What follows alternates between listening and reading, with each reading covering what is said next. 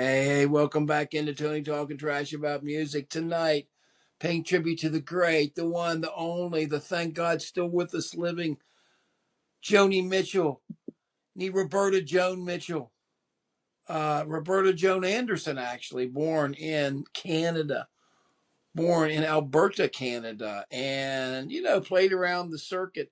Everybody's heard the story of her life, and everybody should really laud her, and I think in certain ways because she was a female, she got a harder attack than other people. I will say this, that she absolutely was as much in the forefront of my turntables growing up as any man act was. Perhaps maybe even more so than Dylan. I always have liked, I think she was more melodic. She certainly, her words were just astonishing. I mean, she really had an honesty and a intelligence that you didn't hear from other. She always had like a quote, cut the bullshit attitude that you knew from the beginning you weren't dealing with somebody that was gonna let anything go, and she was gonna let you know what she has. And thank God she made some of the most beautiful music to me, and beautiful music of my life. She's been one of the artists that really penetrates deeply, and has been through a lot. She's won Grammy Awards, certainly many. She had the comeback you saw recently with Brandy Carlisle and all the stuff. When she came back to the festival, actually put out a record from Newport. Still alive. First married Chuck Mitchell, and then went through, her personal life, Chuck Mitchell. And I don't want to talk about it. It's got nothing to do with what guys that she's with, but she was with a lot of, some famous guys for a little bit in rock and dated like everybody else did. Ended up settling down with Larry Klein, a great bass player, but she ended up getting divorced from him and made a series of records until a period of time. And then it seemed like some of the records that she made towards the end seemed more retrospective. It was hard for me to understand what to do with those records or rating those, but we ended up we're gonna count 19 of them. I'm going to count up to really what Travelogue and Shine, I guess, would be the last two that we're going to talk about. But great eras. I mean, to the point where being the one of the leaders of Laurel Canyon and what's happening there and the whole attitude. The writer of the song Woodstock on the Crosby, Stills, Nash thing. Before that, meeting Crosby, starting that out, the astonishing Blue record. Moving on into jazz, and she moved on into jazz and some of the stuff that she did, and you can figure that out later. You guys know about that. I'm not here to educate you on how great Joni is, but Joni really conquered. And the thing about Joni was very interesting was she developed a technique very early on of alternative tuning of her strings, and she just tuned the strings until they went with the songs that she had, and it was just a natural thing. Much, I think we talked about that with Nick Drake also. And this is one we should have done a long time ago, but because Joni's really big. But I kind of was hoping she'd come out and make something new and make a new record. I don't think we're really going to get anything new at this time. But hell, she's given us plenty. But moving through the Klein area when she played with like Vinnie Colaiuta and Klein and that bunch and the Hollywood records, made some strong music through that time. She really ended up being strong even after that. So I have nothing but the greatest admiration. She's one of these gals. We talked about Kate Bush, but and she was another trailblazer even before that had to put up with a lot of bullshit and forged her own way through.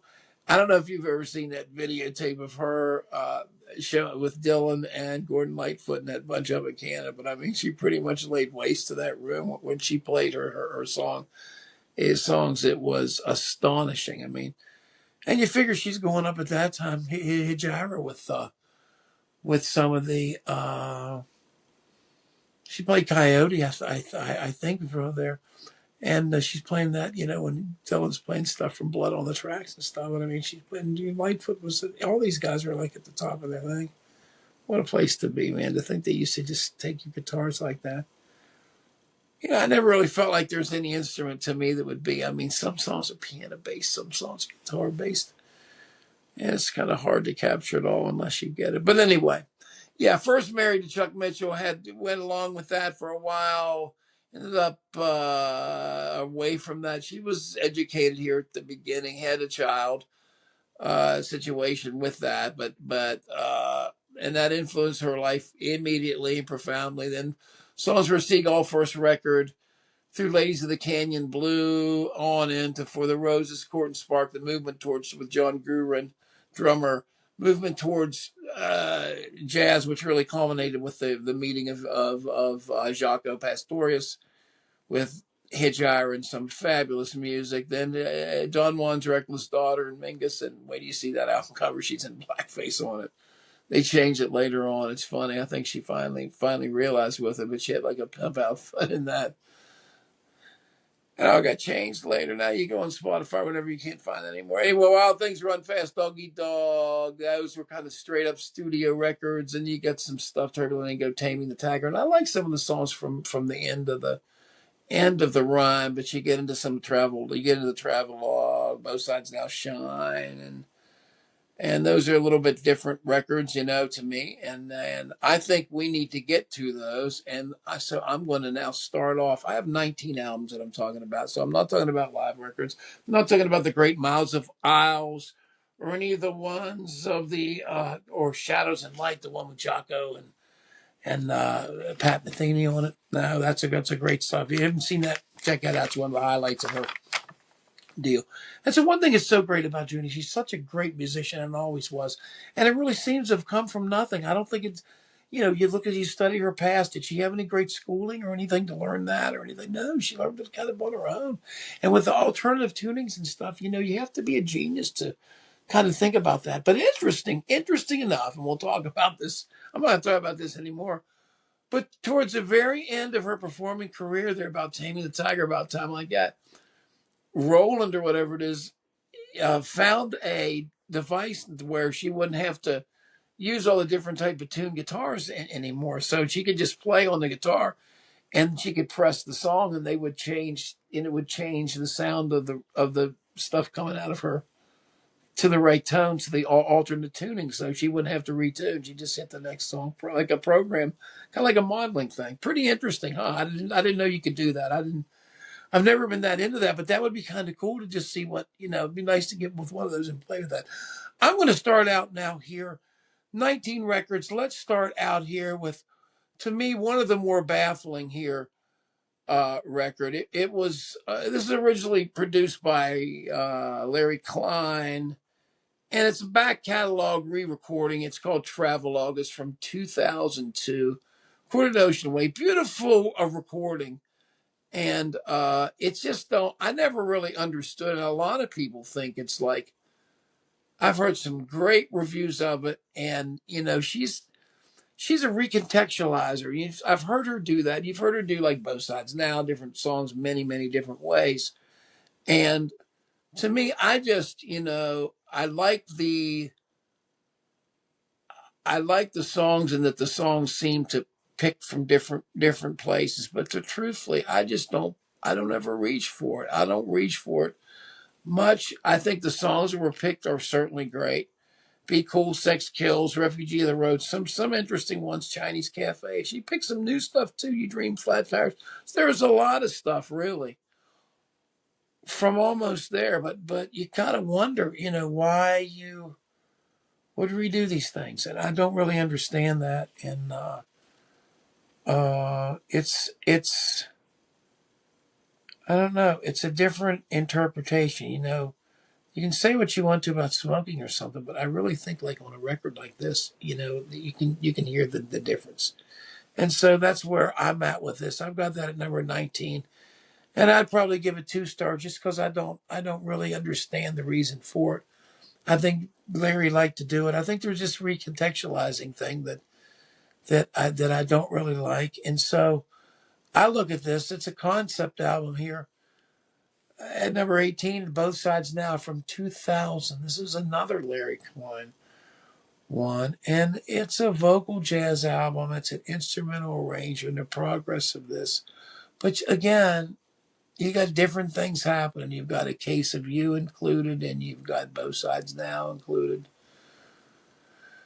But you got different places here. You've got many songs done by different people. These are different sort of style. You got Stormy Weather included. I Wish I Were in Love again, and you end with Both Sides Now. I don't want to say this in a negative way, but it's almost too pompous. It's almost like there's an attempt to move this now. The case of you's right in the middle of all this. If you've changed, answer me, my love. At last, I just don't understand. I never understood it. Again, the great Mark Isham playing trumpet on it, some great players on it. Wayne Shorter on it, Herbie Hancock on it. I mean, Peter Erskine, what a great band. I mean, you can't beat the band. You've got a huge, festooned, just beautiful uh, sections of violin, an entire orchestra here playing this music. But to me, I'm just not so much one of these people that loves this kind of recontextualization, because that if it filled out something for her, it was great. But to me, I didn't. I'm just not that interested in that sort of thing personally. So that's why I've got it rated at number 18. Number 17, we're going to go to 2007. It's the last thing that Joni did before releasing. Of course, so I'm not kidding. I'm not talking about live album. I'm talking about the last original album, the last original new material album, and it really came after Taming the Tiger. Taming the Tiger was supposed to be the last one that she made in 1988. This one here ended up coming in 2007, so it's a surprise. It is interesting. It's a different record. It's probably the best, probably did the best chart-wise as some of the other stuff before, but she left the music business supposedly, and then came back, and there's some decent tracks on it. I think that This Place is a good track. I don't mind If. I think given the kind of band she has, she's got Brian Blade again playing drums with Larry Klein. Even after they're divorced, he's still playing with her. And Big Yellow Taxi, of course, they redo that. But yeah. If was by Rudyard Kipling, of course. It's kind of interesting what they do with it. But I like If I Had a Heart too. Strong and Wrong is good too. Good record. I think it did okay. One Week Last Summer is an instrumental song too. That's interesting for her to take on. But once again, you get these guys, everybody wants to bust out of their bag. But again, I think it's a daring record. Again, she's one of the artists that doesn't give a shit. She doesn't care what anybody thinks. And so I said we're starting to get into the situation where I'm saying that there are a lot of good records here, and that some of these records that are made are just that she's made a ton of great records. So, and that's kind of where we are with that. With number 16, I'm going to go all the way back to the first record. Songs for a Seagull. This was produced by David Crosby. Unfortunately, this record here released back in 1968. You can tell by the design of this. Beautiful picture, beautiful Joni there, young Joni. Saw her on the street in the taxi there with all this. But, Song to a Seagull, Cactus Tree. The problem is the production on this. You hate to say that. But Crosby's production on it is not very good. Does not really capture the nuance. Really kind of hits more like any other record would. And I just don't think it's that great. And that's the reason why I have it. She's just not developed. I mean, I hate to say not, shouldn't say not that great. It's repress number. I Had a King. You can hear the magic. Michael from Mountains is probably the song that's well known. Song to a Seagull ended up being, I think the song just called Joni Mitchell really was the album, but it ended up being Song to a Seagull. Just underdeveloped. The first sight of Joni, the beginning, and from this point on, she'd worked the hell out of this record and worked herself into a great place by the time Clouds, her second record, was happening here. So I'm going to go now to number 15, and for number 15, I am going to go to 1985's It's Don't Eat Dog. I have a lot of these records because these records were out. They were kind of in the end of vinyl, the beginning of CDs. I have a lot of these records on CDs. Show you the inside, this beautiful artwork. She always had beautiful artwork. She is an artist herself, of course. She maybe even painted these things. But good friends, Friction, the three great stimulants, Smoking, Dog Eat Dog, Shiny Toys.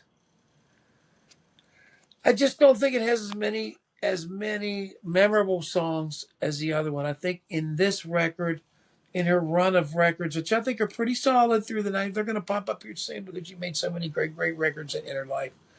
But I think this one at number 15 is probably the least good songs on it, 1985. Tax Free, Smoking, Shiny Toys, Impossible Dreamer. Decent songs, not great songs. I would say that that's really where the downfall of this record is for me, is the songwriting. And that's where we're going to go in number 15. Number 14, I'm not going to go far away from it, even though there's some great stuff on here. There's a song about Chinese Cafe, Unchained Melody. I'm talking about wild things. Run fast. You ever see her shoes off there? And there she's there with Larry, a picture of her and Larry and the inside that she painted. But the remake of You're So Square, Baby, I Don't Care, Wild Things Run Fast and Great, drumming Vinny Colaiuta on that, Man to Window, Ladies and Man, Solid Love, Be Cool, You Dream, Flat Tires, Underneath the Street Light. Enough stuff, Wild Things Run Fast, enough of a spark to start something new. I think it's a good record. I think she's strong. I think she has a lot of energy. It's 1982, and I think that's number 14. And for number 13, I'm going to go to 1998's Taming the Tiger. Taming the Tiger is released through Reprise. Turbulent Indigo, of course, was the one before this one. This was a strong record. This is one I should have on vinyl. I don't. There's a lot of varying opinion on Joni records. I find that if you look at some of the Metacritics and some of the big plays in all music, everybody has a different opinion about different ones. Of course, Wayne Shorter's all over this record. Larry Klein is too. It didn't end up being as big of a record as Turbulent Indigo, the one before, but there was a lot of the alternate guitar tunings. I remember when I spoke about the Roland thing she had. She really came into play. She used a lot in the studio, and it really helped you out. And it sounds like, it sounds a little bit different. And some people don't like the sound of it. I mean, it sounded different. It sounded like guitar remained in standard tuning. Its sound would be processed, alternate tuning. It chose a unique sound, a complicated of a guitar with a head cold. I don't know about that, but there was a little bit of something going on. But Harlem and Havana, Man from Mars, Taming the Tiger, certainly. Of course, Tiger Bone's good too. As we said, the band we talked before, Klein, Blade, Isham, Landau, a lot of the same people that she had before. But I would say, really, when you're saying how good it is, that would be my number 13. For number 12, I'm going to go back to another one that I do not have. And this is one that, to me, is probably the best last good record that she made. And I remember being shocked by the sound of this CD, and especially the chorus, Night Ride Home. And I remember looking at the cover, you could barely see her eyes. I was just wondering what was going on. It didn't seem like, to me, it was the last of the record she recorded for Geffen after Wild Things Run Fast, the ones we just talked about. But I really thought it was strong. There was a lot of really good stuff for it. I thought it came out really, really well. Again, some places loved it, some people didn't, but there's a lot of distribution things. I think the song Night Ride Home is really good passion play. Cherokee Louise, of course, would end up on another. I think we just talked about another travel. I think it's on Travelogue. So I mean, it's been recognized as good. And of course, the same people, Wayne Shorter, all, saxophone on two songs. Michael Landau, Larry Klein on every fucking track pretty much. Vinny Colaiuta on most of the tracks.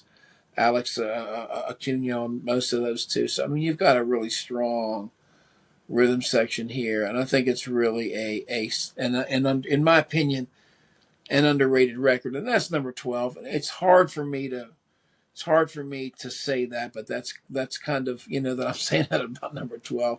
But honest to God, I would rank it almost as a 4-star record. She's made so many good records. I mean, it's hard for me to say it's not a 4-star record. I would say that it is. So you got like 12 of these that are in this mix. So let's stay there here and let's talk about the best of the 80s records, the ones where a lot of times things are messed up by technology. I'm talking about the vastly underrated Chalk Mark in a Rainstorm. Um, and I just think this is a wonderful, wonderful record with the snake and talking about things. And My Secret Place, number 1, a kind of romantic. There's a kind of romantic mystery to it. Lakota, and then things go on the way, and the tea leaf thing goes.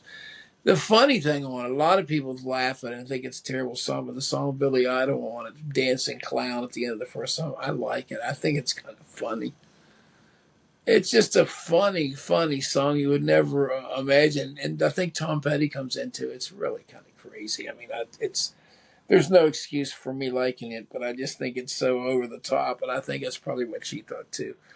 And the second side gets really, really serious, Cool Water, but then to me, A Bird That Whistles, the end of the side, of course, a recurring dream song of working her way out of Snakes and Ladders. A Bird That Whistles, wonderful with Wayne Shorter. But the song on this is The Beat of Black Wings, a song about the Vietnam veteran coming back. It's just astonishing. I mean, it's really great, man. It is. It's really, really good. If you haven't heard, a lot of people love Joni, but don't know that. And you might be put off by some of the synthesizer in it, but I'm telling you, the lyrics of her painting of somebody haunted by the memories of war and haunted by the horrors of PTSD are, it'll, if you listen to it in the right mood, it'll rip you to shreds. I mean, it is one of the more heartfelt, hey, all these people came out like Joni. They came out years ago for people, to fight for people and injustice and sang about injustice. And a lot of them forgot about it. But Joni, in many ways, is somebody who really stayed true to the form. And the song "The Beat of Black Wings" is, there's something else going on there that's beyond money, that's beyond anything like that. It is somebody who's truly connected with what it's all about, man. With true empathy. That song is a song of absolute empathy and love, and it's ranks very high as far as I'm concerned. It's a shame we've got to rank it to number. That's number 11. That's the 11th best album of Joni. All right, man. Let's go to number 10, and we're going to go to number 10, and we're going to go to number 10. And I told you about this, and I told you about what I was going to say here. And I told you that we needed to look at here. And there it is, man. You see the guy there in the suit? That's Joni. That's Joni with little kids. That's Joni and Joni. 2 pictures of Joni. And then there's a little Joni back here. And a little guy there. But that's Joni in blackface. One of the wildest, craziest records. Paprika Plains, the entire 16 minutes and 19 seconds. Jericho. The Silky Veils of Art, or Don Juan's Reckless Daughter. People, this album was ripe in the cutouts everywhere you went when you were young. People did not understand it. People did not like it. People thought it was crazy. And when you first saw the front picture of that, people really, for a moment, looked beyond and couldn't believe that it was actually Joni in this picture, but it is. That's Joni. And later covers went down. I don't understand what it was all about with the vibe of it. There's some great songs on it, but she sounds really blissed out and jazzed out. And if there ever was, to me, kind of a spaced out or a whatever it is Joni record, this would be the one. I love it though. A lot of people really don't like it. I love it. Let's go with the last one. I'm going to go from the modern era. And I'm going to go with 1994's wonderful, wonderful, turbulent Indigo. I love that record. I don't have that again on vinyl, but I mean, I think it's And then again, it got very moderate. It got very moderate reaction to a lot of the critics. I don't understand. I guess if she succeeds or something with it, and it sounded like it did succeed. But there's a song about, on it about the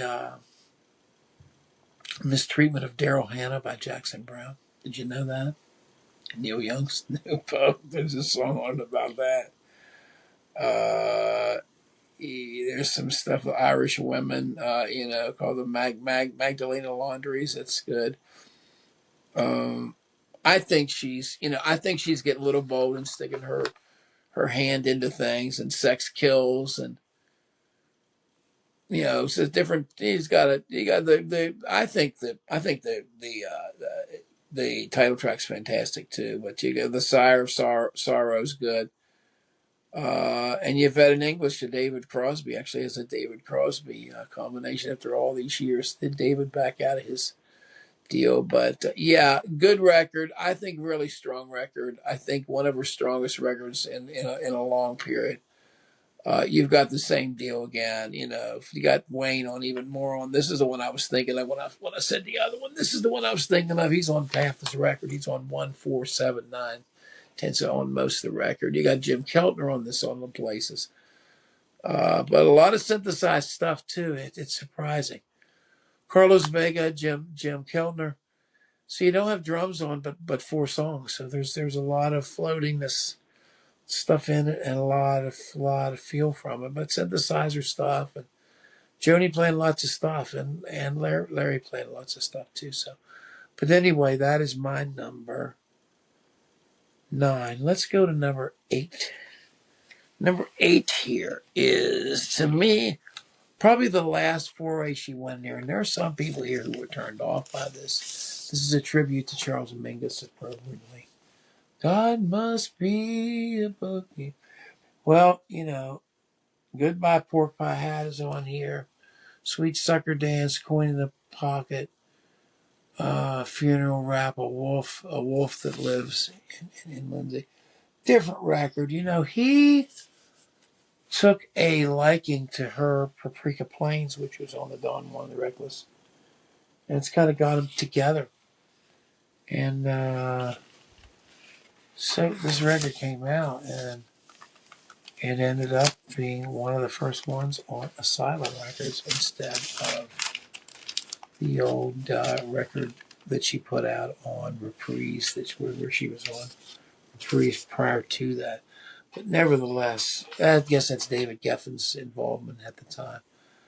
But, Mingus was a different type of a record. Mingus was a record where, again, she had lots of players in 1979 people. It was a collaboration. Dry Cleaner from Des Moines was the big one that she did on stage, and that was big. It's very jazz feeling to them, but it sounded like, sounded again like Joni, and but you've got some influence from it. But again, it's a somewhat, some people didn't like the whole mug of it, and it's 37 minutes long. Some people didn't like the whole collaboration of it. But once again, it was something that Mingus wanted to. And so she never really fully got that. Let's go now to number 7 here.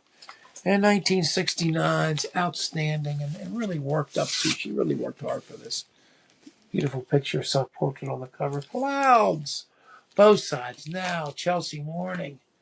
Tin Angel, Don't Know Where I Stand, Roses Blue, The Gallery. Think I Understand, Fiddle and the Drum. Oh boy, what a talent!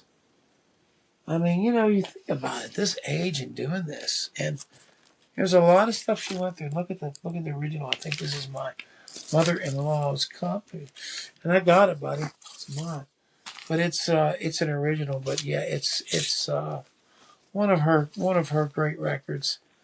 Historically one of the superb ones. And you look at it here, and you look at her discography, and it just flies through. But again, mostly all her. You've got Stephen Stills playing on it slightly, and he said he played bass and guitar, and that was pretty much it. You had Stephen Stills on it. Henry Louis was in Paul Rothschild, her. That was it. Incredible. That big of a thing. See, people don't always need these big presentations and drum. All these other people glomming on sometimes. Sometimes an artist needs to be the most straight, direct way, and that's one where it really paid off. That's number 7, Clouds from 1969. Let's go then into the next record where I really think that in 1970 things came really together for Joni. And you've got the wonderful but super hippie influenced Ladies of the Canyon, Morning Morgantown. Oh my God, Willie, which is one of the ultimate songs ever about Graham Nash. And of course, the Circle Game, the song Woodstock, Big Yellow Taxi, all this on one record. Look at this girl, man. She just, once again, another gatefold. We're going to do gatefolds with Joni all the way through because she's one of our big artists. She really was. A priest. My God. I mean, and to think now, what are we on, number 6? This is the 6th best record that she had. My God. Ladies of the Canyon, 1970, guys. You look at what you got. You got a few more people. You got some, on Circle Game and that. You certainly have the orchestration, the Paul horn.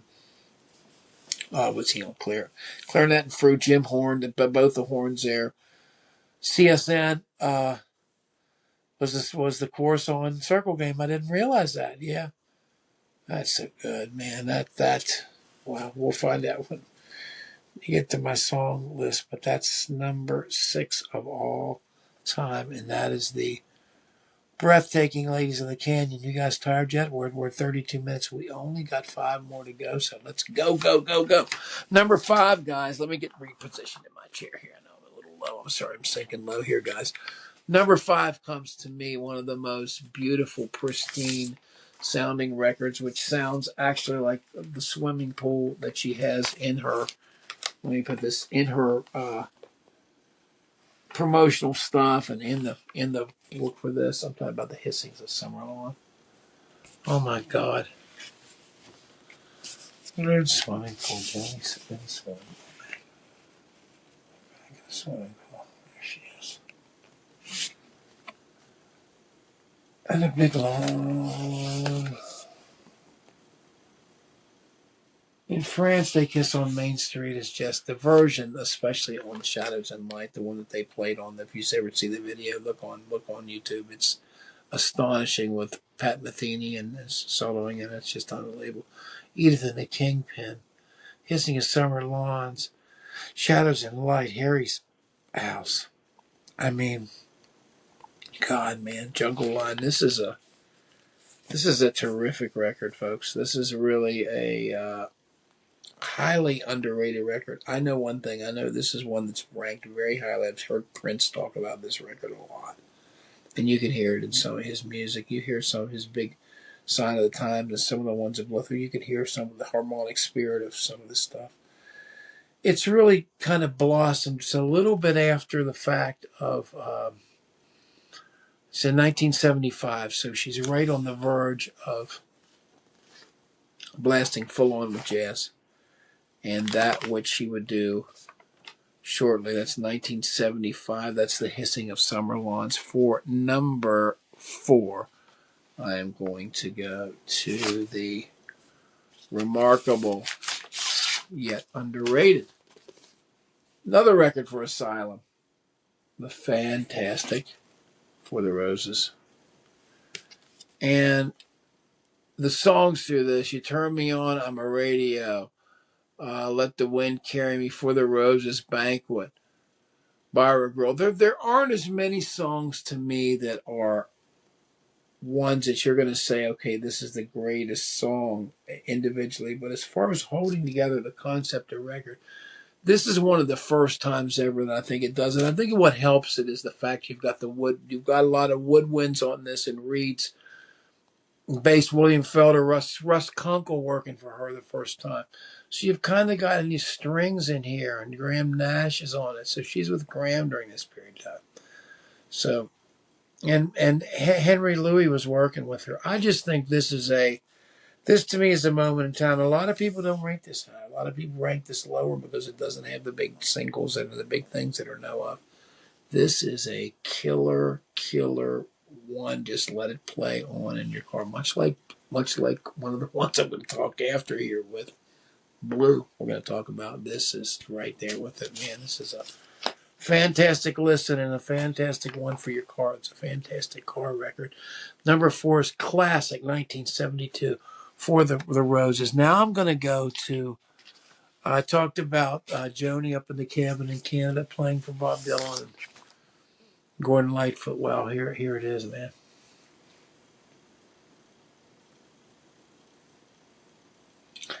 And what do I have this at? Number 3? This is number 3. Gee, criminy. This is the meeting of Jaco Pastorius and Joni Mitchell. Joni reportedly talking to somebody saying, well, couldn't you play a different, with her alternative tuning? I don't hear that as the bass note. Couldn't you play something as a bass note? And one day the bass player after the session stops at her and says, oh, I know this guy down in Florida that could play all the weird shit that you're looking for. And she goes, what's his number? She calls him up. And there it is, man. And the information is undeniable, man. I mean, it's just, I know this is her band and her thing, but this record is really about the meeting of two musical people. And she just caught fire in a bottle. We got the raised letter version. She just kept it all. And that's so perfect of a night. It's nighttime. It's Coyote. She talked about Coyote. Some people thought it was about Sam Shepard. Who the hell knows? Who the hell cares, right? But Hejira 1976 has got to be like one of the landmark records that anybody's made. It was released in 1976. It was the end of 1976. 51 minutes long. Coyote jazz thing. There's nothing like this, man.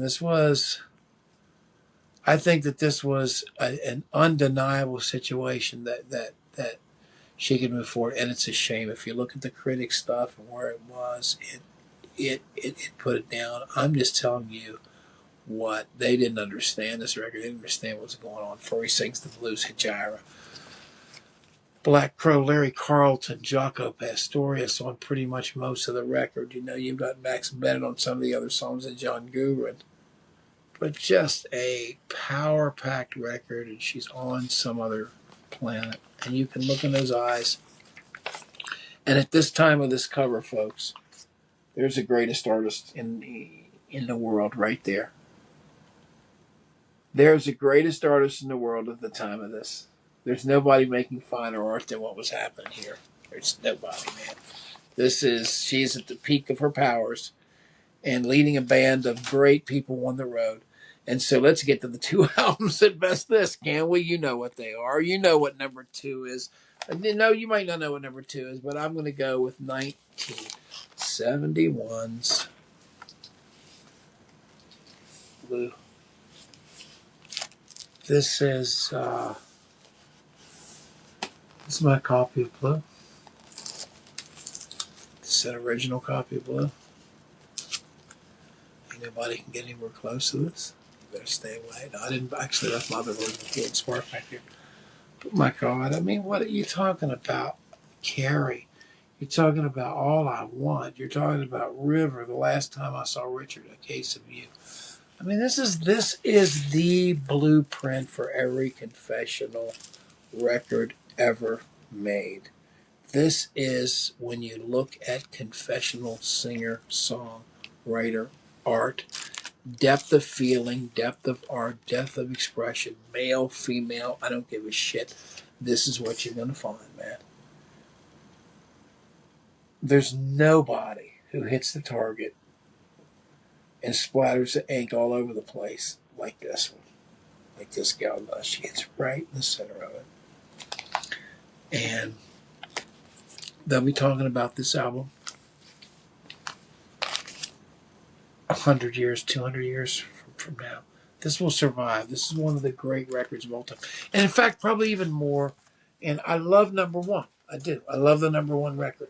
But I must say that this record at number two will probably stand the test of time more than the record Dead will at number one. And number one, of course, is the beautiful pop masterpiece of Court and Spark. And when you look at this record, it's right before Hissing of Summer Lawns, came before that. Court and Spark, Miles of Miles 2. This is the different version of it. I got a later version of it. But Help Me, Free Man in Paris, about David Geffen's trip down to Paris. People's Parties, just beautiful. Down to You, just like this train, Raised on Robbery. I mean, that's what a workout that gets on that live version too. That's on the live version with Jocko and that. But Shadows and Light. But yeah, man, number one. This is when this record came out. I remember the sound of it. Did the alternate tunings? You could clearly hear the benefit of the alternate tunings. There's nothing like, even the pop sound, and you can hear it in a more plain pop sound for anybody who's trying to understand a little bit about what the difference of what the tunings can make. It's just the difference that a low E is not the same as a high E. These tunings and these combinations can make for some different sounds, especially when you leave open strings and open things, which I love to do stuff like that. But Joni is the master of that and remains to this day, guys, one of the great artists of all time. So I'm going to give you hats off at this point to the great Joni Mitchell. I want you to please smash the like button for us. Please leave your Joni list below here. It's about time that I did this. I realized that. And I'm sorry we kept this long, but I'm actually surprised that we got it done inside an hour. Thank everybody for hanging with us here, and we will be back at you shortly with our top 25 Joni tracks. Leave your list below. Subscribe. Help me out, man. Hit that like button. Doom, doom, doom, doom, doom, doom. We get like a cash register, even though it's not cash. We're not in this for the money. I like to talk about the money, but it's nothing to do with this thing, man. I'll talk to you guys later. Thank you as always for tuning in. We love you all. Keep you close to our heart. Thanks a lot, man, and we will catch you all next time.